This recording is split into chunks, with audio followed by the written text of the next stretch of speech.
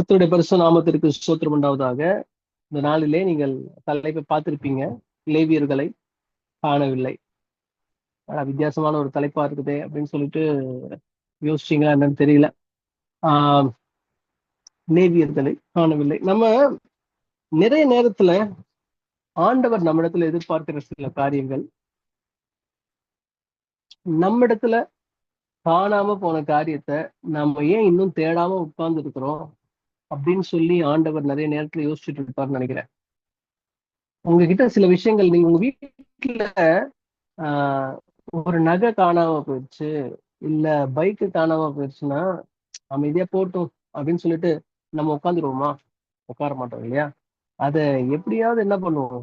தேடுவோம், police complaint கொடுப்போம், வீட்டை தூக்கி அலசுவோம். ஒரு ஆதார் கார்டு தொலைஞ்சு போச்சு, டிரைவிங் லைசன்ஸ் தொலைஞ்சு போச்சுன்னா, இம்பார்ட்டன்டான விஷயம் தொலைஞ்சு போச்சுன்னா நிறைய நேரத்துல நம்ம என்ன பண்ணுவோம் அப்படின்னா அதை தேடிக்கிட்டே இருப்போம். கிடைக்கிற வரைக்கும் என்ன பண்ணுவோம்? தேடுவோம். அப்படி இல்லைன்னா அதை எப்படியாவது பெற்றுக்கொள்றதுக்கு, அது ரீப்ளேஸ் பண்றதுக்கு என்ன வாய்ப்புகள் இருக்கு அப்படின்னு சொல்றத பார்ப்போம். ஆனா ஆண்டவர் சில நேரத்துல சர்ப்ரைஸா இருக்கிறார் நம்மளை பார்த்து. என்னன்னா, நிறைய விஷயங்களை நம்ம தொலைச்சிட்டோம். ஆனா இந்த இந்த பசங்க தேடாம இருக்கிறானுங்களே இன்னும்.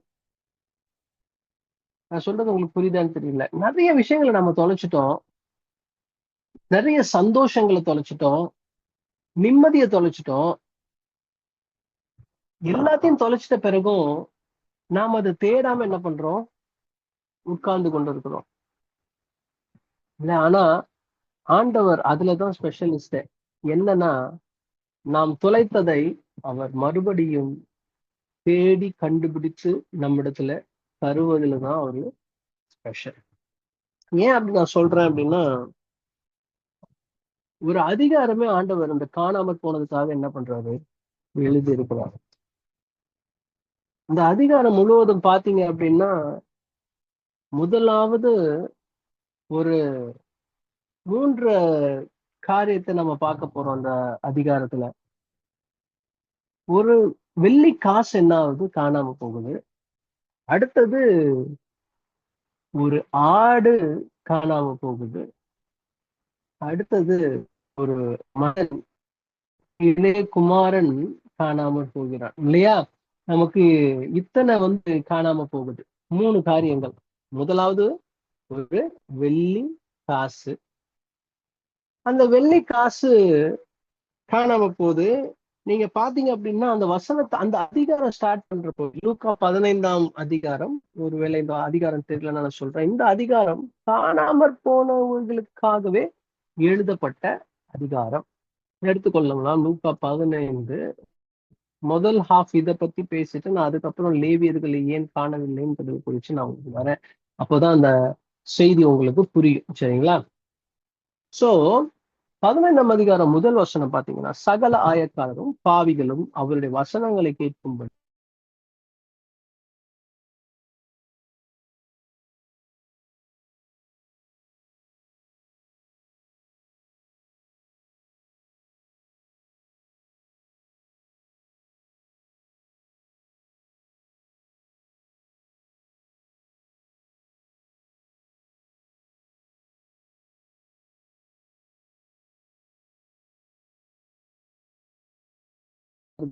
அப்படின்னு சொல்லி அவர்கள் என்ன பண்றாங்க? நினைத்து கொண்டிருக்கிறாங்க. ஆனா ஆண்டவர் என்ன பண்றாரு அப்படின்னா, ஆயக்காரர்கிட்டையும் பாவிகள் கிட்டையும் போய் என்ன பண்றாரு? போய் உட்கார்ந்து போஜனம் பண்ணிட்டு இருக்காரு. அவர்களை பொறுத்தவரை, பரிசேயர்களை பொறுத்தவரை, இவர்கள் காணாமற் போனவர்கள், தேவையில்லாதவர்கள், எனக்கு இவங்க தேவையே இல்லைன்றவங்க. ஆனா ஆண்டவருக்கு அவர்கள் தேவைப்படுகிறவர்கள். நல்லா கவனிங்க. உலகத்தின் பார்வையில அவர்கள் தொலைந்து போனவர்கள். அவங்க இல்லைன்னாலும் யாருக்கும் கவலை கிடையாது. அவங்களோட லிஸ்ட் அவங்களுடைய ஆள் நாளைக்கே இல்ல, ரேஷன் கார்டுல பேர் இல்லைன்னாலும் யாருக்கும் கவலை கிடையாது. ஆனா ஆண்டவர் அந்த காணாமற் போன கூட்டத்திற்காக கரிசனைப்படுகிறார்.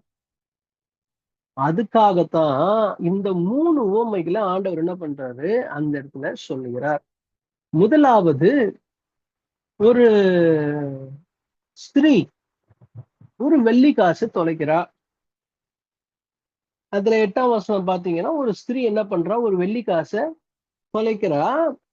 10 வெள்ளி காசு அவகிட்ட இருந்தது. இந்த வெள்ளி காசு இருக்கு இல்லையா, காசு எல்லார்கிட்டயுமே இருக்கும். அந்த வெள்ளி காசால நடக்க முடியுமா?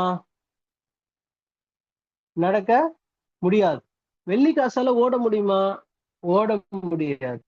வெள்ளி காசால எங்கேயாச்சும் ஒளிஞ்சு இருக்க முடியுமா? முடியாது. அப்போ இந்த வெள்ளி காசை அந்த ஸ்திரீ தான் தொலைத்திருக்க வேண்டும்.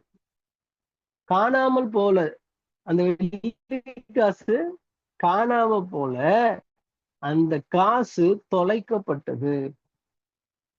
அப்போ பல நேரங்கள்ல நாம சொல்றோம், பா நான் எவ்வளவு ஜாலியா இருந்தது தெரியுமாப்பா, இப்ப பாரு அப்படின்னா, அது போகல, நாம அதை தொலைச்சிருக்கிறோம். அப்போ அதை கண்டுபிடிக்க வேண்டியது நம்முடைய கடமை. அப்போ அந்த ஸ்திரீ இந்த காசு, இந்த காசுக்கு எப்பவுமே ஒரு 3 டைமென்ஷன் இருக்கு மனுஷனுக்கு இல்லையா? ஆவி, ஆத்மா, சரீரம்னு ஒரு 3 டைமென்ஷன் இருக்கு.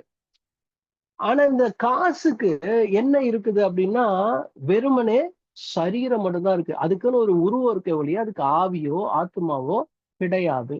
அப்ப இந்த வெறுமனே சரீரம் இருப்பதை தேடி இந்த ஸ்திரீ என்ன பண்றா? தொடப்பத்தை எடுத்து வீட்டை கூட்டுறா, என்னென்னமோ பண்றா. கடைசியா தேடி கண்டுபிடிச்சு அந்த காயினை எடுத்துடுறா. ஒரு சந்தோஷமான விழாக்கு ஒரே ஒரே சந்தோஷம் அந்த காயின் கிடைச்சதுனால. அவளுக்கு எவ்வளவு லாஸ் அப்படின்னா, 10 காயின்ல 9 காயின் இருக்கு, ஒரு காயின் போச்சு, 90% இருக்கு, 10% லாஸ். ஆனாலும் அதை தேடி கண்டுபிடிச்சு என்ன பண்றா? எடுத்துட்டு வந்துடுறா. அடுத்த உவமை ஒரு மெய்ப்பனை குறித்தது. அந்த மெய்ப்பன் 100 ஆடுகளை வைத்திருக்கிறான். அதுல 99 ஆடுகள் இருக்கு, ஒரு ஆடு காணாம போயிடுச்சு. அப்போ 100ல 99% இருக்கு, 1% தான் என்ன ஆகுது? தொலைஞ்சு போகுது. போனா போட்டு விடு, அதை போய் அலைஞ்சிட்டு நம்ம தேடி கண்டுபிடிச்சு உடம்பு டயர்ட் ஆகுறதுக்கு அந்த ஒண்ணு என்ன ஆகுது? போனா போயிட்டு போகுது. 100 ஆடு, ஒரு ஆடு 10, ஒரு ஆடு 1000 ரூபான்னு வச்சோன்னு வச்சுக்கோங்க, 100 ஆடு 1,00,000, 99 ஆடு 99,000, ஒரு 1000 ரூபாய் தானே, போயிட்டு போகுது அப்படின்னு என்ன பண்ணல, அவன் விட்டுடல. அந்த ஒரு ஆட்டை தேடி அலையிறாரு அந்த மேய்ப்பர். இந்த காயின் சொன்னேன் இல்லையா, அதுக்கு வெறும் சரீரம் மட்டும் இருக்கு. ஆடுக்கு உயிர் இருக்கு இல்லையா, அந்த உயிர் தான் ஆவி.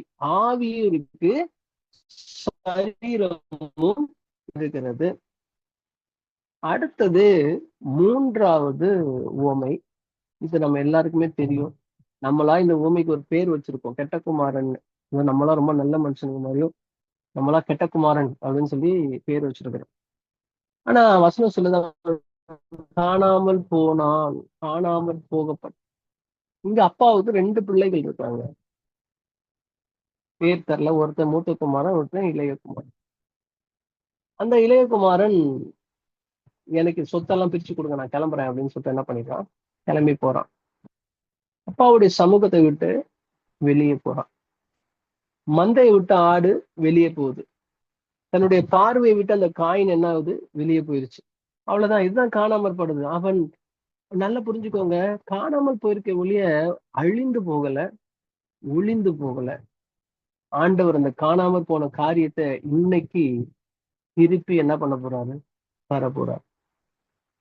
வாழ்க்கையில அப்படியே யோசிங்களேன், என்னென்ன காரியங்கள்லாம் காணாம போயிடுச்சு? சிரிப்பு காணாம போயிடுச்சா? சந்தோஷம் காணாம போயிடுச்சா? சமாதானம் காணாம போயிடுச்சா? மரியாதை காணாம போயிடுச்சா? பாசம் காணாம போயிடுச்சா? அன்பு காணாம போயிடுச்சா? இரக்கம் இல்லாம போயிருச்சா? காணாம போயிடுச்சா? இதெல்லாம் அழிந்து போகல, தொலைந்து போயிருக்கிறது. தொலைந்து போனதை தேடி கண்டுபிடித்து தருவதில்தான் ஆண்டவர் ஸ்பெஷலிஸ்டுங்க. அதனாலதான் சொல்றாரு, ஒரு வெள்ளிக்காசு தொலைச்சிட்டா அவன் என்ன பண்ணுவான்? தேடி வந்துடுவான். ஒரு ஆட்டை தொலைச்சிட்டா அவன் போய் என்ன பண்ணுவான்? தேடி கண்டுபிடிச்சு கொண்டு வந்துடுவான். இப்போ இந்த மகன் தொலைந்து போயிட்டான், காணாமல் போயிட்டான். அந்த காயினை தொலைச்சப்போ அந்த சகோதரி, அந்த ஸ்திரீ என்ன பண்ணா, போய் தேடி கண்டுபிடிக்கிறா.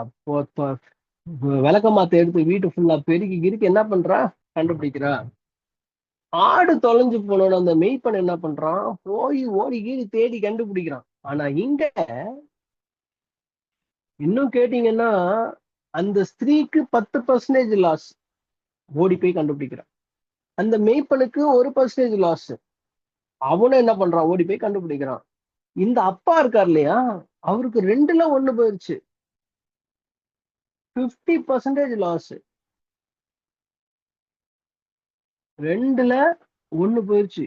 வசனத்தின் படி பாத்தீங்கன்னா, இவருள்ள தேடி போயிருக்கணும்ல பிள்ளைங்களை குறித்து. ஐயோ என் பையன் போயிட்டானே, அவனை போய் என்ன பண்ணணும், எப்படியாவது நான் என்ன பண்ணணும், கூட்டிட்டு வரணும் அப்படின்ற அந்த அப்பா ஓடி இருக்கணும்ல. ஆனா ஓடல. ஏன் அப்படின்னா, அந்த காயினுக்கு வெறும் சரீரம் இருக்கு, அந்த ஆடுக்கு ஆவி சரீரம் இருக்கு. இந்த மனுஷனுக்கு ஆவி, ஆத்மா, சரீரம், இந்த 3 காரியம் இருக்கு. நமக்கு அந்த ஆத்துமா உள்ள இருக்கிறதுனால நாம் தொலைந்து போனால் நம்ம யாரும் தேடி வந்து நீ வா வா வான்னு என்ன பண்ண மாட்டாங்க, கூப்பிட மாட்டாங்க. உலகம் முழுவதையும் ஆதாயப்படுத்தி கொண்டாலும் தன்னுடைய ஆத்துமாவை நஷ்டப்படுத்தினால் லாபம் இல்லை. அப்ப இந்த ஆத்துமா நஷ்டப்படுது, தொலைந்து போயிருச்சுன்னா அதை திருப்பி கொண்டு வர்றது நம்முடைய கடமை. இதுதான் நம்ம கிட்டதான் இருக்குது. யாரோ ஒரு பாஸ்டர் வருவாரு, யாரோ ஒரு என்னுடைய மென்டர் ஒருத்தர் வருவாரு, இவர் வருவாரு, அவரு வருவார். ஆத்துமா தொலைந்து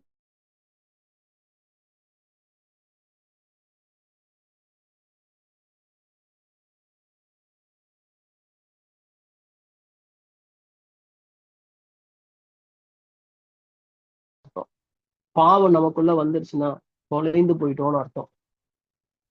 அப்ப இப்படி காணாமல் போகப்பட்டால் அப்படியே விட்டுடலாம், எவ்வளவு நாள் அப்படியே போட்டோம் அப்படின்னு விடக்கூடாது. அப்போ ஒரு கட்டத்துல அந்த ஆத்துமா, அந்த சின்ன இளைய குமாரனுடைய ஆத்துமா யோசிக்குது, நான் தகப்பன் வீட்டுல இருந்திருந்தா எவ்வளவு சந்தோஷமா இருந்திருப்பேன். என் தகப்பன் வீட்டுல வேலைக்காரன் கூட நல்ல சாப்பாடு சாப்பிடுறாங்க, நான் இங்க பண்ணி கொடுக்கிற தீவனத்தை என்ன பண்றேன், சாப்பிடுகிறேன். ஒரு ஒரு ரிப்பென்டன்ஸ். எங்க அப்பா வீட்டுல இருக்கும்போது எவ்வளவு சந்தோஷமா இருந்தேன் அப்படிங்கிற ஒரு ரிப்பென்டன்ஸ் தான் அவனை மறுபடியுமாய் உள்ளே கொண்டு வந்தது. காணாமற் போயிட்டோம். நம்ம நிறைய விஷயம் நமக்குள்ள இருந்தது காணாம போயிட்டு, நிறைய நல்ல விஷயங்களை வைத்து நம்ம வாழ்ந்து கொண்டிருந்தோம். இப்ப அந்த விஷயங்கள் எல்லாம் இல்ல. அதை தேடி கண்டுபிடிக்கணும். உங்களுக்குள்ள என்ன தொலைந்து போயிட்டுன்னு உங்களுக்கு தான் தெரியும். எனக்குள்ள என்ன தொலைந்து போயிட்டு இருந்தது எனக்கு தெரியும். அதை தேடி கண்டுபிடிக்கணும். இப்போ அடுத்த டாபிக் போறேன். லேவியர்களை குறித்து வசனத்தை தெளிவா பேச எனக்கு நேரம் இல்லை. லேவியர்கள், லேவியர்களுடைய வேலை என்ன அப்படின்றத நான் சொல்ற அதிகாரத்தை நீங்க படிச்சீங்கன்னா தெரிஞ்சுக்கலாம். என்ன ஆகணும், 4ஆம் அதிகாரத்துல வீட்டுல போய் பார்ப்போங்க, ஃபுல்லாவே படிப்பீங்க. லேவியர்களுக்கு என்னென்ன வேலை செய்யணும். லேவியர்கள் முதலாவது வேலை, அவர்கள் ஆசாரியர்களா இருக்கணும். அவர்கள் தான் ஆலயத்தின் ஆசாரியர்கள். வேற யாராலையும் என்ன பண்ண முடியாது, ஆசாரியர்களாய் மாற முடியாது. இது பிரதான வேலை. ஆசாரியர்கள், லேவியர்கள் தான் ஆசாரியர்கள் ஆகணும். இதுதான் அவருடைய பிரதான வேலை. அவர்களுக்குன்னு சொத்து பத்து வீடு நிலம் எதுவுமே கிடையாது. இவர்கள் கொடுக்கிற தசம பாகங்கள் தான் அந்த லேவியர்களுக்கு ஒரு காணிக்கை. சோ தசம பாகம் எதற்காய் கொண்டு வரப்பட்டதுன்னா, லேவியர்கள் வேலை செய்யக்கூடாது, லேவியர்கள் முழு நேர ஊழியத்தில் இருக்க வேண்டும், அவர்களை மற்ற கோத்திரத்தார் தசம பாகத்தால் தாங்க வேண்டும். இதுதான் லேவியர்களுடைய பகுதி. முதலாவது அவருடைய ஆசாரிய வேலை பார்க்கணும். 2வது, இவர்களுடைய சந்ததி இருக்கு. 3 மெயின் சந்ததி இருக்கு லேவியர்கள்ல. ஒண்ணு கோராகின் புத்திரர்கள், 2வது கெர்சோனின் புத்திரர்கள், 3வது மெராரியின் புத்திரர்கள். இந்த 3 புத்திரர்கள் இந்த லேவியர்களுடைய வேலையை பார்ப்பாங்க. இதுல மிக முக்கியமான ஒரு கூட்டம் கோராகின் கோகாத்தின் புத்திரர், சாரி, கோகாத்தின் புத்திரர்கள். இந்த கோகாத்தின் புத்திரர்கள் என்னென்னலாம் பார்ப்பாங்க அப்படின்னா, இவங்களுக்கு என்ன டிபார்ட்மெண்ட் கொடுத்துருக்காங்கன்னா, இவங்க கொஞ்சம் லேவியர்கள்ல கொஞ்சம் ஹைஃபை லெவல் டீம் அப்படின்னா இந்த கோகாத்தின் புத்திரர்கள். அவங்க என்ன பண்ணுவாங்க அப்படின்னா, நான் சொன்னேன் இல்லையா, நான் ஒரு லெசன் எடுத்தேன் இல்லையா, ஆசரிப்பு கூடாரத்துடைய லெசன்ல திரைச்சீலை, உடன்படிக்கை பெட்டி, சமூக தப்பத்து மேஜை, கிழக்கு தண்டு, தூப பீடம், பலி பீடம், இந்த மாதிரியான இவங்க தான் ஹேண்டில் பண்ணுவாங்க. இந்த விஷயங்கள் எல்லாத்தையும் யாரு ஹேண்டில் பண்ணுவானா, இந்த கோஹாத்தின் புத்திரர்கள். இவர்கள் தான் இதை தூக்கணும். திரைச்சேலையை தூக்கணும்னா யார் வரணும்? கோஹாத்தின் புத்திரர்கள். புரியுதுங்களா? லேவியர்கள்லயே வேற யாரும்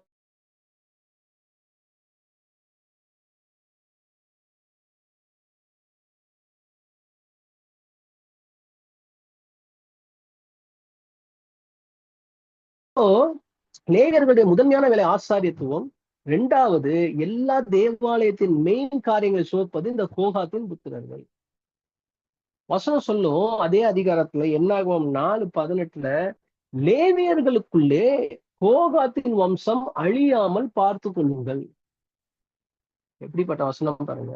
லேவியர்களுக்குள்ளே கோகாத்தின் வம்சம் அழியாமல் பார்த்து கொள்ள வேண்டும் அப்படிங்கிறது. ஏன் அப்படின்னா, கோகாத் புத்திரர் இல்லைன்னா தேவாலயத்தில் உள்ள பொருட்களை கழுவுறதோ துடைக்கிறதோ எதுவுமே என்ன பண்ண முடியாது, பண்ண முடியாது. ஷிஃப்ட் பண்ணவே முடியாது, தூக்க முடியாது, அதை கிளீன் பண்ண முடியாது, எதுவுமே பண்ண முடியாது. அதனால வசனம் சொல்லும், கோகாத்தின் புத்திரர்கள் அழியாமல் பார்த்து கொள்ள வேண்டும். அடுத்தது கெர்சோனின் புத்திரர்கள். இவர்கள் அடுத்த லெவல்.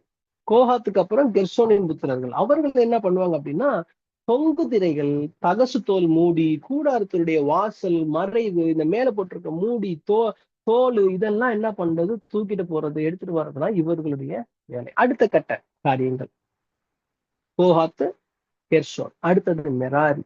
மெராரி புத்திரர்கள் என்ன பண்ணுவாங்க அப்படின்னா, பலகைகள், தாழ்பாள்கள், தூண்கள், பாதங்கள், இந்த மாதிரி அடுத்த கட்ட வேலைகள் எல்லாத்தையும் என்ன பண்ணுவாங்க, தூக்குவாங்க, சுமப்பாங்க, கழுவாங்க, வைப்பாங்க. இந்த வேலைகளை எல்லாம் என்ன பண்ணணும், மெராரி புத்திரர்கள் செய்ய வேண்டும். என்னப்பா எதையோ ஒண்ணு ஆரம்பிச்ச, காணாமல் போன ஆடு, காணாமல் போன காயின்னு, காணாமல் போன மகன் ஆரம்பிச்சு இப்ப லேவியர்களை பிடிச்சு வந்திருக்கிறீங்க. இப்ப லேவியர்களுடைய வேலை தெளிவாயிருச்சா? லேவியர்களுடைய வேலை என்ன? ஆசாரியத்துவம். தேவாலயத்துக்கு அடுத்த எல்லா காரியங்களும் என்ன பண்ணணும், லேவியர்கள் தான் செய்யணும். நம்மை ஆண்டவர் ஆசாரியர்களும் ராஜாக்களுமே மாத்தி வச்சிருக்கிறாரு.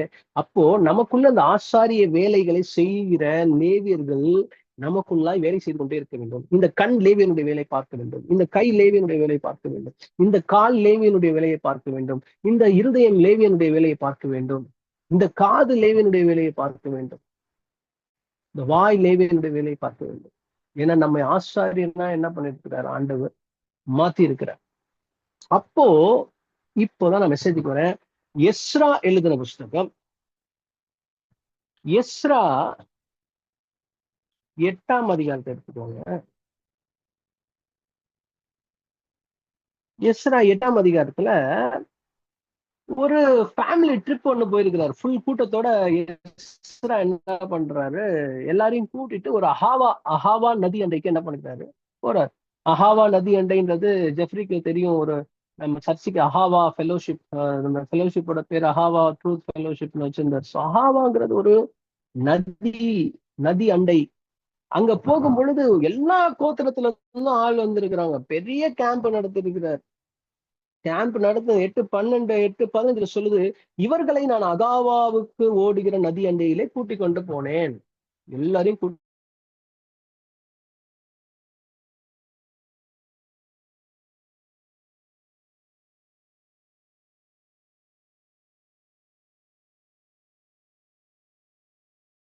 ஆசாரியரையும் பார்வையிடும் போது லேவியின் புத்திரரில் ஒருவரையும் அங்கே காணவில்லை. இதுதான் இன்னைக்கு தலைப்பு செய்தி. எல்லாருக்கு யூதா இருக்கிறாங்க, காத்து புத்திரர் இருக்கிறாங்க, தான் கோத்திரம் இருக்கு, செபுலோன் இருக்கு, நப்பு இருக்கு, யோசேப் இருக்கிறாரு, எப்ராஹிம் இருக்கிறாரு, மனாசே இருக்கிறாரு, ரூபன் இருக்கிறாரு, எல்லா கோத்திரமும் இருக்கு. ஆனா ஒரு கூட்டம் நடத்தணும். யாரை காணோம்? லேவியரை காணவில்லை. லேவியரை தவிர வேற யாருமே இந்த தேவாலயத்துக்கு அடுத்த காரியத்தை என்ன பண்ணக்கூடாது? செய்ய கூடாது. ஆனா லேவியர்கள் காணவில்லை. இப்படிப்பட்ட சூழ்நிலை பாருங்களேன். நம்ம வாழ்க்கையில கூட எல்லாம் நடக்குது. வேலைக்கு போறோம், சாப்பிடுறோம், வீட்டு வேலை நடக்குது, மற்ற வேலைகள் நடக்குது, விளையாட்டு நடக்குது, எல்லாம் நடக்குது. ஆனா லேவியர்களுடைய வேலை மட்டும் என்ன பண்ணுங்க? நடக்கல. ஜெபம் பண்றோமா? இல்ல. முன்ன மாதிரி என்ன இல்ல? இல்ல. தொலைந்து போயிடுச்சு. பைபிள் வாசிக்கிறோமா? முன்ன மாதிரி இல்ல. காணாம போயிடுச்சு. துதிக்கிறோமா? முன்ன மாதிரி இல்ல. காணாம போயிடுச்சு. அதிகாலையில் எழுந்து ஜெபம் பண்றோமா? முன்ன மாதிரி இல்ல. காணாம போயிடுச்சு. ஒவ்வொரு லேவியனுடைய வேலையா என்ன ஆகுது? காணாம போய்கிட்டே இருக்கு. எஸ்ரா பாக்குறான், அடே எல்லாரும் வந்துட்டீங்க, ஆனா ஒரு குரூப்பை காணவேப்பா, லேவியர்களை மட்டும் காணவில்லை. சரி பரவாயில்ல, லேவியன் தான் இல்லையே, நம்ம என்ன பண்ணிடலாம், வேலையை ஸ்டார்ட் பண்ணிடலான்ட்டு எஸ்ரா போகல. பழைய ஏற்பாட்டிலையும் சரி, புதிய ஏற்பாட்டிலையும் சரி, ஒரு பொருளை காணோம் அப்படின்னா அந்த பொருளை கண்டுபிடித்தாதான் ஆண்டவருக்கு திருப்தி. அந்த 3 உவமையிலையும் காணாமற் போனதை கண்டுபிடித்த பிறகு கொண்டாட்டங்கள். அந்த சின்ன வெள்ளிக்காயனை காண்ட பிறகு எல்லார்கிட்டையும் சொல்லி அவள் சந்தோஷப்படுவாள் அல்லவா அப்படின்னு வசனம் இருக்கும். ஆட்டை வந்து எடுத்துட்டு வந்து அந்த ஒரு ஆட்டை கண்டுபிடிச்சு சந்தோஷம், எல்லாரோடும் கூட சந்தோஷப்படுவான் அல்லவா. சின்ன பையன் கிடைச்சோன்னா எல்லாம் மாட்டை வெட்டி எல்லாருக்கும் ட்ரீட், சந்தோஷம்.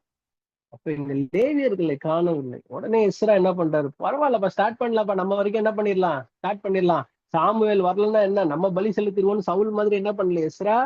இல்ல, அந்த இடத்துல எல்லாரையும் அழைச்சு 18, 19 எல்லாம் பாத்தீங்க அப்படின்னா எல்லா புத்திரர்களையும் என்ன பண்றாங்க?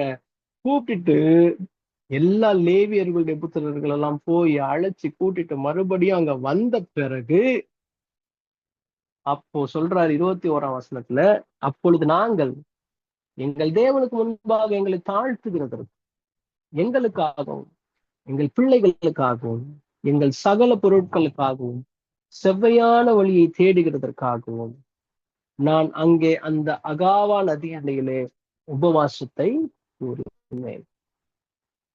பாருங்க, இப்போ லைஃப்ல நமக்கு 2 காரியத்தை ஆண்டவர் இன்னைக்கு இந்த மெசேஜ் மூலமா சொல்றாரு. உங்களுக்குள்ள இருந்த அந்த லேவியர்களை நீங்க காணாம போயிட்டாங்க, அவங்களை என்ன பண்ணுங்க? தட்டி கூட்டிட்டு வாங்க, தேடி கண்டுபிடிங்க. டேய் தம்பி, இங்க வா, ஒளிஞ்சிட்டு இருக்கியா, இங்க வா, நீ தேவை எனக்கு.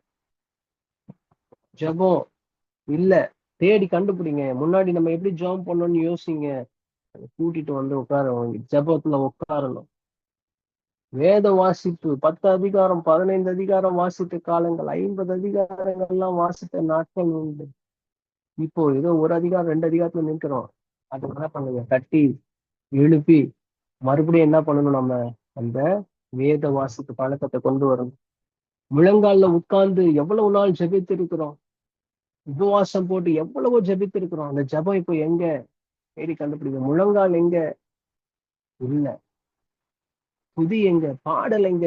எல்லாம் இந்த லேவியர்களுடைய வேலைகள் எல்லாம் தொலைந்து போயிடுச்சு. லேவியர்களை காணவில்லை. எஸ்ரா போல இன்னைக்கு தேடி கண்டுபிடிங்க. மெராரியின் புத்திரர்கள் எங்க இருக்காங்கன்னு பாருங்க.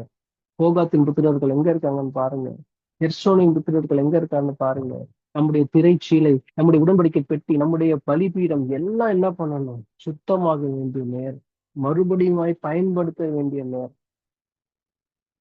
ஆண்டவர் சொல்றாரு இன்னைக்கு 2வது விஷயம், வேண்டி லேவியர்களை தேடு. 2வது உபவாசத்தை கூறு.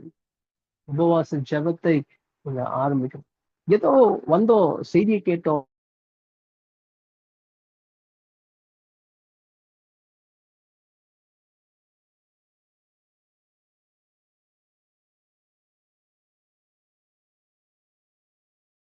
வாழ்க்கையில இப்படி இருந்தாதான். லேவியர்களை ஃபர்ஸ்ட் நீங்க தேடுங்க. என்னென்ன காரியங்கள்லாம் மிஸ் ஆயிருக்கு நீங்களே யோசிங்க. இதெல்லாம் நம்ம இழந்திருக்கோம். இதெல்லாம் காணாம போயிருக்கு. உலக பிரகாரமா பார்க்கும் பொழுது உங்களுடைய ஒரு சிரிப்பு, சந்தோஷம், சமாதானம், அன்பு, இரக்கம் இதெல்லாம் காணாம போயிருச்சா? கொண்டு வாங்க. ஆவிக்குரிய ரீதியில பார்க்கிறப்போ உங்களுடைய ஜெபம் காணாம போயிருக்கா? துதி காணாம போயிருக்கா? பாடல் காணாம போயிருக்கா? ஆண்டவருக்கா எழுதுகிற ஏதாவது தாளந்துகள் காணாம போயிருக்கா? அது எதுவுமே அழிந்து போகல, காணாமல் போயிருக்கு. அதை நீங்க எப்படியாவது என்ன பண்ணுங்க, தேடி கண்டுபிடிச்சு கூட்டு வந்துட்டு ஒரு உபவாசத்தை நீங்க என்ன பண்ணணும், ஆரம்பிக்கணும். உபவாச ஜெபங்கிறது ரொம்ப நாளா நான் ரொம்ப காமெடியா யோசிச்சுட்டு இருந்திருக்கேன். உபவாசம் எல்லாம் எதுக்கு, ஆண்டவர் பட்டினியா இருந்தாதான் எல்லா காரியத்தையும் பண்ணுவாரா அப்படின்லாம் நான் யோசிச்ச நாட்கள் உண்டு. ஆனா இந்த உபவாச ஜெபம் வல்லமையான ஒரு விஷயம். இந்த உபவாசத்தை நீங்க என்ன பண்ணணும், கடைபிடிக்கணும். அந்த உபவாசத்தை கடைபிடித்து இந்த லேவியர்களை தேடி கண்டுபிடித்து ஆண்டவருடைய இந்த ஆவிக்குரிய வாழ்க்கையில நீங்க இன்னும் அதிகமாய் நீங்க முன்னேறணும். இன்னொரு இதோடைய செய்தியை நான் முடிச்சுக்கிறேன்.